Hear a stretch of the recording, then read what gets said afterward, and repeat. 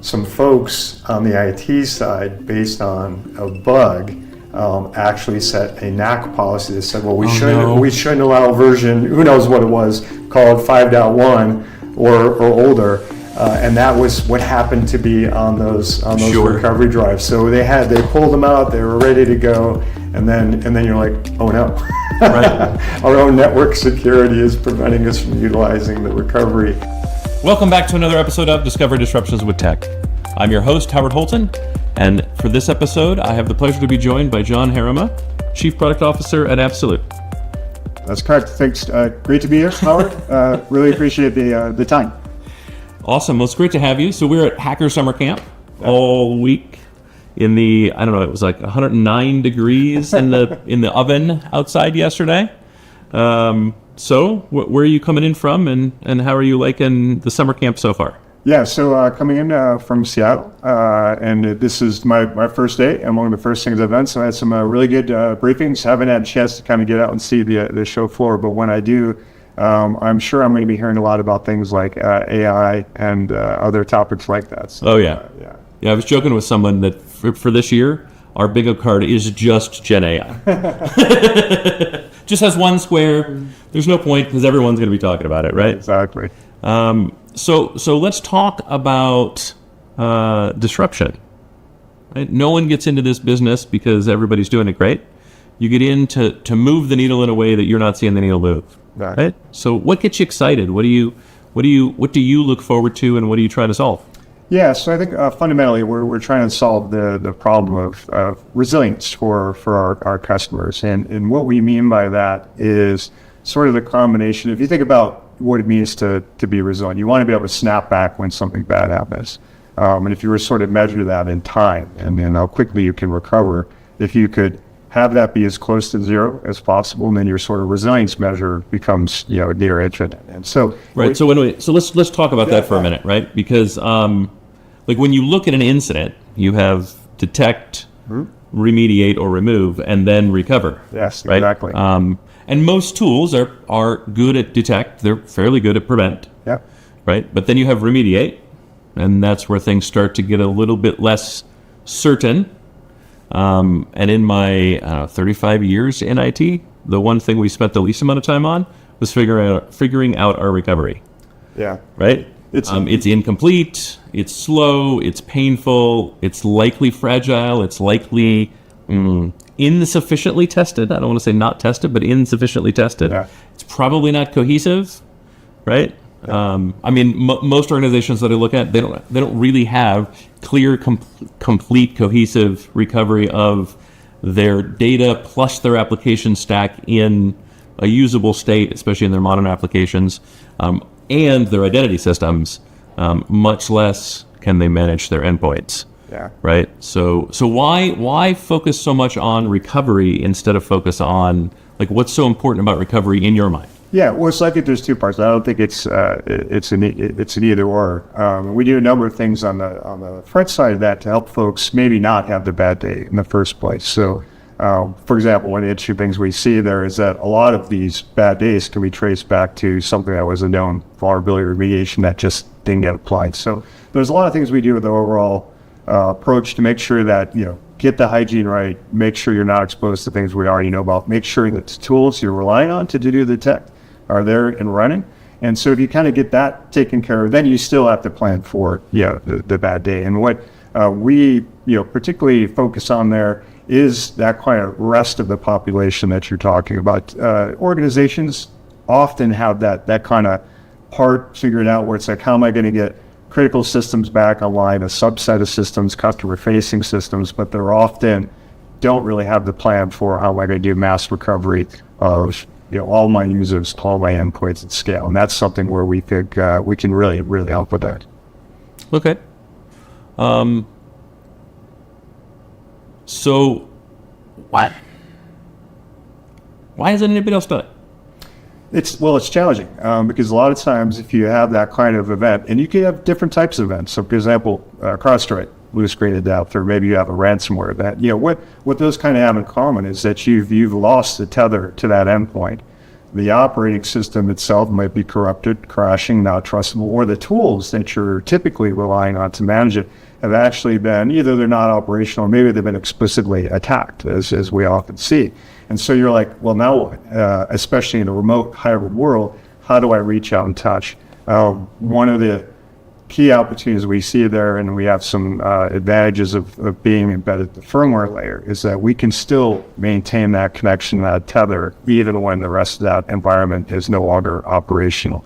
And I think it's kind of the inability to have that way to get in or maintain that tether that prevents people from really thinking about that, because a lot of times it's simply not possible if you don't have that type of approach. Sure. It reminds me of Intel's vPro, I think it was called, technology that allowed you to have remote access on an endpoint that I almost never saw anybody actually. I saw a ton of people buy it, but almost never saw anyone actually deploy the technology, and it always boggled my mind. I was a big fan for as long as I ran Intel processors, simply because of that, right? I mean, we all configured ILO, or whatever the version is, DRAC, right, on your servers, so that we always had a backdoor in. Forget about the security implications of how we did that very early on, but we all, like, that was backdoor for good, I guess. The backdoor for good, yes. But we always configured that, so we had lights out control of our server infrastructure. Intel recognized that, produced vPro, and then I almost never saw anyone actually use it. I literally saw people put it on RFPs that it was a requirement for hardware they bought, and then drop the ball completely afterwards. Never configured it, didn't maintain it, didn't stay up on it, anything like that, right? So, and some of that is the burden to maintaining all of this stuff kind of goes on the list of things that the tech teams, right, regardless of how you've kind of split it, the tech teams have to maintain. So like, how do you develop something that's embedded in the firmware that requires some level of awareness, some level of touch, an additional license? Like, how do you manage all of that and not also increase the kind of work burden, right? Yeah, well, I think one of the key things there is that is being able to support a heterogeneous environment and everything that's out there. So I think sometimes with the technology like that, where it's embedded in a very particular piece of hardware, certainly some of the PC OEM makers have solutions that do similar things. But when you're that IT and or sizzle work, you need something that's just part of the substrate of pretty much everything you've got out there. And if you have pockets where, yes, it works on this set of devices, but I can't do the equivalent thing over here, we see a lot of challenges where folks just can't operationalize something like that, because then you need other point solutions to solve that. You're not getting the efficiency and scale. So I think a lot of this, can you find an approach and a technology that is as near ubiquitous as possible, so you can have that consistency, and that really helps with that. It's interesting. Makes me wish all the devices had some sort of call home to a certified third party, because all I can think of is we never get all the devices back. We never have good inventory of where all of our devices are, right? And it's almost impossible to protect something you don't know you have, right? Yeah. The known unknowns, as it were, are very, very, very hard to protect, and entirely too often. The kind of balance of known unknowns is unfairly weighted towards the very people that are being attacked with social engineering. Yeah. Right? Yeah. Well, we often say if you can't see it, then you can't control it. If you can't control it, you can't secure it. And so, one of the advantages we have with our capability set is that because we're embedded in the firmware of nearly every laptop, desktop that you could ever acquire from 28 different OEMs, we can solve a big part of that. Traceability, being able to retain control of the asset, being able to maintain that connection to that tether. And that could include, just simple loss in a stolen case, all the way to your sort of IT incident, CrowdStrike, type of event, or something that's a more explicit attack. Right. And when we say the CrowdStrike event, what we literally mean is the failed update cycle that blue-screened millions of devices a year ago. Right, we're not talking about CrowdStrike being hacked or anything like that. No. Right, we're talking about CrowdStrike being the victim of their own success in some ways, and something that could happen to kind of anybody, right? Yeah, and I think that that's what I find interesting about that event. It wasn't a cyber event. It's an IT and a software event, and those types of things can happen. Software is ultimately fallible. It's made by humans, or at least. Well, we'll see where AI goes, but well, I mean, even with AI though, right? I don't think there's ever a point where we can assume software is perfect. Yes, because even if the software is perfect, the hardware is not perfect. Yeah. Right. Things happen. Yes. There's too many environment variables. I mean, if we go back to the dawn of kind of computer technology, the word bug exists because a bug bridged a circuit. Yes. Right. How you plan for that when you've never seen it before and wouldn't necessarily conceive of that is weird. I mean, they could have talked to a shade tree mechanic. Yeah. So they're going to go, oh, rats chew wires. You know what I mean? Yeah. Like, I'm sure there was someone that would have thought about it, but no one did, right? Yeah. So we go back to our earliest trouble tickets, and they were from things that didn't really have anything to do with a failure of engineering or a failure of design necessarily. Yeah. They just kind of happen. And so I don't see, even with AI, that there is a point at which AI is going to be able to architect something in a reasonably efficient and effective way that also considers all of the possible dimensions necessary to make it perfect. Yeah. Well, I think perfection is pretty hard to attain. So that's why you're having that backup plan and knowing what you're going to do when you have the perfect day. And I think what was one of the things that was very interesting about that particular event is because it happened to like so many people, like kind of at once. What I think it actually revealed to a lot of folks is what were those levels in their plans and their ability to recover from an event like that. I think one of the things that we found to be very interesting is that there were individual organizations that actually recovered pretty well, but maybe they had a supplier or a critical contractor or somebody else in their overall ecosystem who was impacted as well. Sure. And who wasn't as buttoned up. So I think that kind of revealed that it's sometimes not even just about your own posture and your own approach to that, but we're really thinking about who are those other critical stakeholders in my ecosystem and what kind of questions should I be asking them about their preparedness and how they're going about this. Yeah, I mean, we do a terrible job with supply chains in business in general, right? Just look at COVID for how bad we actually manage supply chains. But we've in cybersecurity, we've been talking about software supply chains recently, last say 5 years, pretty kind of hot and heavy. We really don't talk about like IT supply chains. Yeah. Or organizational supply chains, or the connections between organizations and their people and their systems. Yeah, for sure. Yeah, I mean, I'm sure there's a shadow supply chain. If we like to add shadow IT, and there's recently shadow AI. Yeah. Right. I'm sure there's a shadow supply chain that we're not paying attention to as well. It's kind of fascinating when you kind of dig into the things that we need to consider, the things that we need to think about.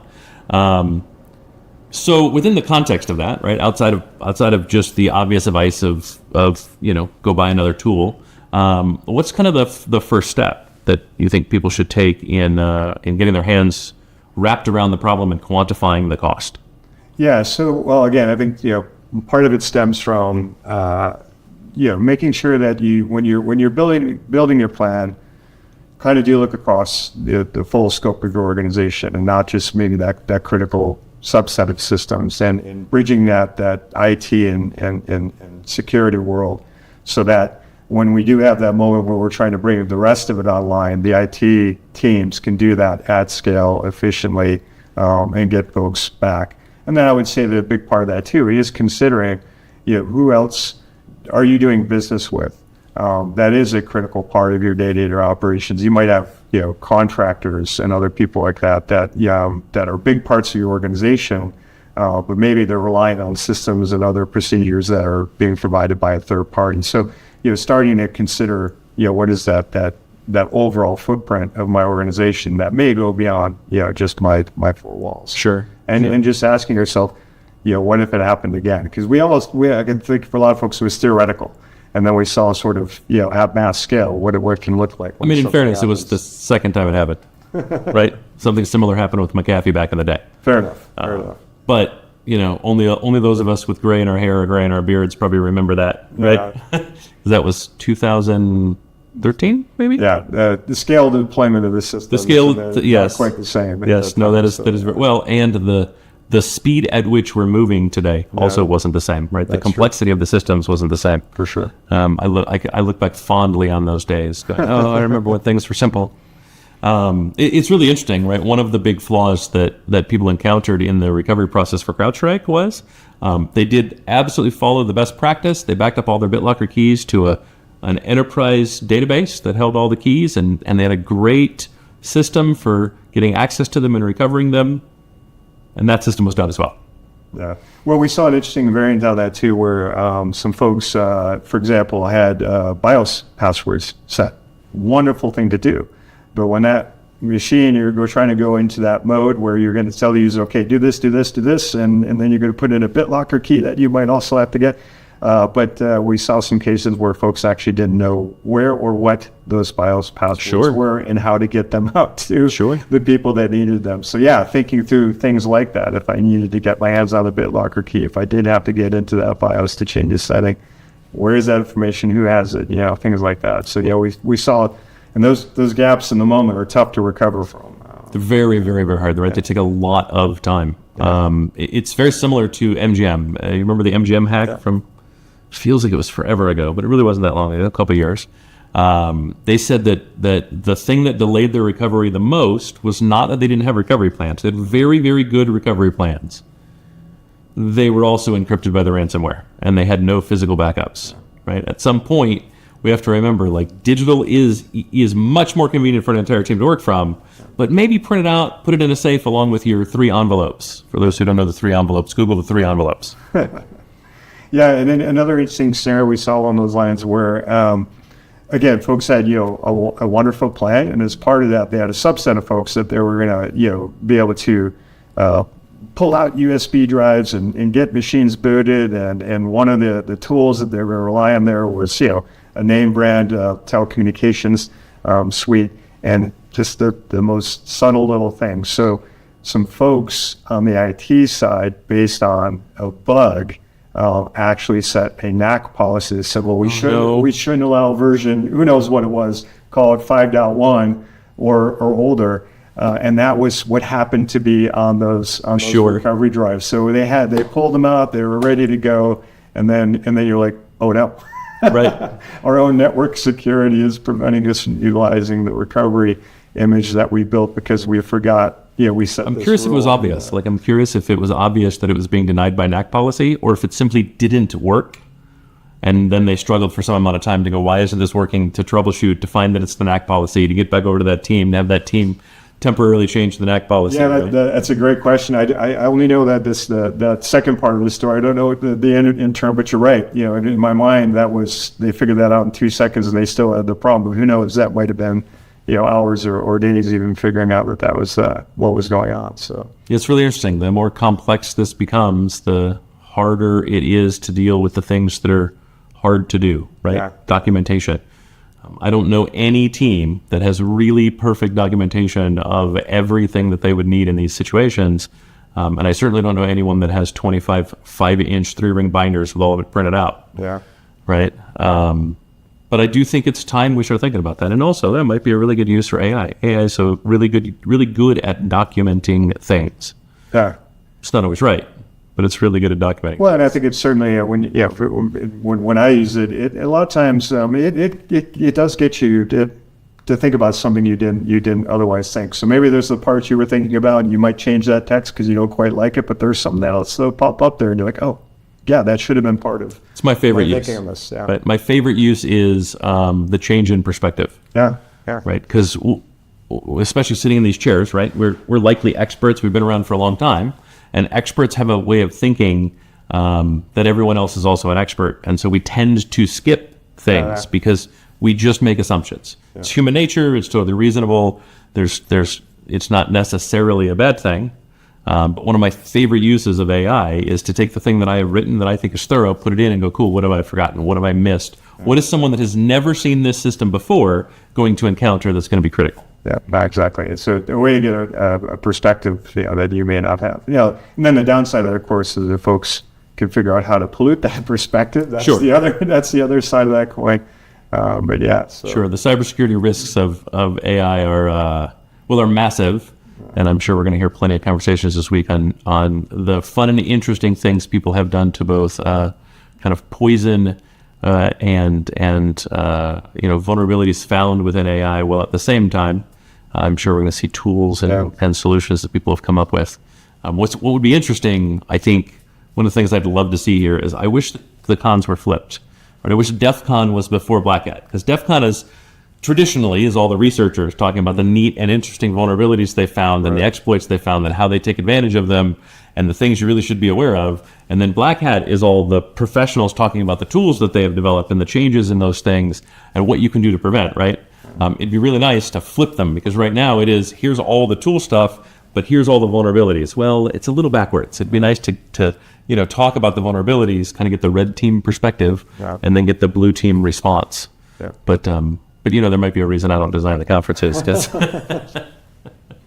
we might leave too many questions and not enough answers. So how can people get a hold of you? John Herrema, Absolute Security. You can find me on LinkedIn, and jherrema at absolute.com. Not the vodka. There's an E at the end. So, but other than that, it's actually pretty easy to find. So, would love to have anybody that's interested to reach out and learn more about what we're up to. Awesome. Well, this has been another episode of Discovering Disruptions in Tech. Please like, subscribe, follow. If you've got comments, be sure to leave them. And we'll see you on the next episode. Thank you so much.